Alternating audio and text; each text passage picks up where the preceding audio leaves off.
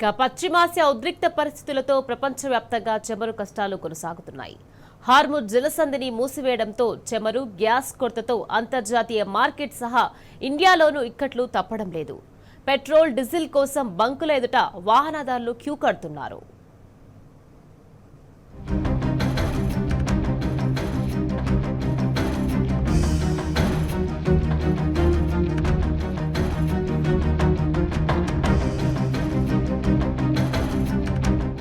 Iran, America యుద్ధ నేపథ్యంలో ప్రపంచవ్యాప్తంగా గ్యాస్, చమురు కష్టాలు నెలకొన్నాయి. అమెరికా సైన్యం హార్ముజ్ జలసంధిని మూసివేయడంతో చమురు నౌకలన్నీ అక్కడే నిలిచిపోయాయి. దీంతో చమురు సరఫరాలో ఆటంకం ఏర్పడుతోంది. దేశవ్యాప్తంగా పెట్రోలియం ఉత్పత్తులు, ఎల్పీజీ సరఫరాకు ఎలాంటి ఇబ్బందులు లేవని కేంద్రం చెబుతున్నా వాస్తవ పరిస్థితి మాత్రం అలా లేదు. పెట్రోల్, డీజిల్ కోసం వాహనదారులు తీవ్ర ఇబ్బందులు పడుతున్నారు.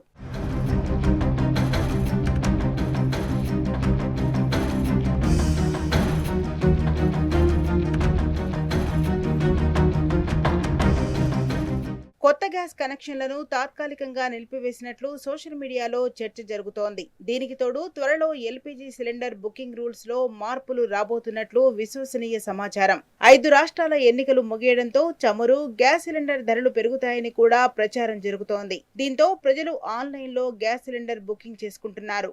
మరోవైపు పెట్రోల్, డీజిల్ కోసం వాహనదారులు బంకుల వద్ద పెద్ద ఎత్తున బారులు తీరుతున్నారు. గంటల కొద్దీ క్యూ లైన్ లో నిలబడి ఫుల్ ట్యాంకులు చేసుకుంటున్నారు. జనం కష్టాలు పడుతుంటే కేంద్ర రాష్ట్ర ప్రభుత్వాలు మాటలకే పరిమితం కావడంపై విమర్శలు వెల్లువెత్తుతున్నాయి.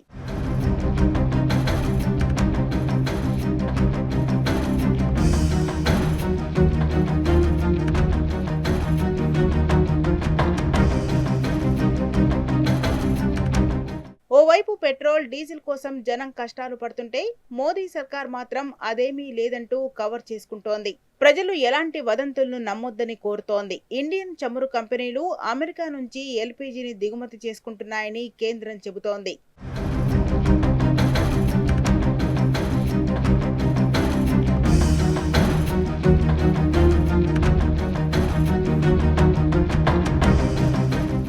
మొత్తానికి సోషల్ మీడియాలో సమాచారం ఒకలా, ప్రభుత్వాలు మరోలా చెబుతుండటంపై ప్రజలు అయోమయ పరిస్థితిలో ఉన్నారు. ఏదేమైనప్పటికీ పెట్రోల్, డీజిల్, గ్యాస్ కోసం జనం ఇబ్బందులు పడుతున్న మాట మాత్రం వాస్తవం. ఈ నేపథ్యంలో ఇప్పటికైనా వినియోగదారుల అవసరాల ఆవశ్యకతను దృష్టిలో పెట్టుకుని కేంద్ర రాష్ట్ర ప్రభుత్వాలు తగిన చర్యలు చేపట్టాల్సిన అవసరం ఎంతైనా ఉంది.